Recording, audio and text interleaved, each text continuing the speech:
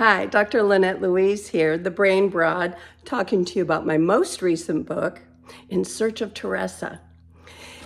Okay, so I've always been a little bit curious about multiple personalities. It's now called DID, but everyone knows it as multiple personalities, so I'll say that. Anyway, I was always curious and wanted to treat somebody with that particular challenge and never had the opportunity. Until I got a phone call and a woman asked me not so much to treat her, but to write her story. She said she had 28 personalities and she just wanted her story out there to help people before she passed. She was an elderly woman and had been searching for someone to do that for her for a long time. So I wrote the book.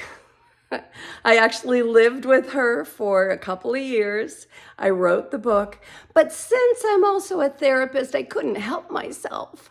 I had to do therapy as well. So, a woman with 28 personalities? Did she have them?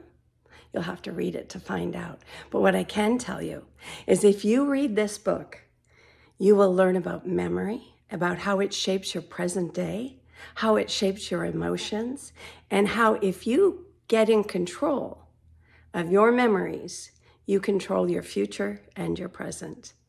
And you'll learn that while being entertained because she has a heck of a story. So the first part of the book, it's divided into two. So the first half is her story.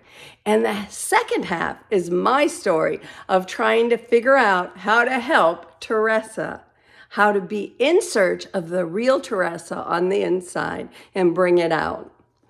And while I learned that, I learned all kinds of things that I would love to share with you.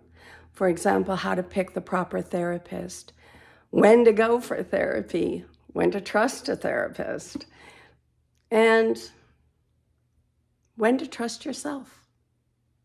It's a good read. I hope you enjoy it.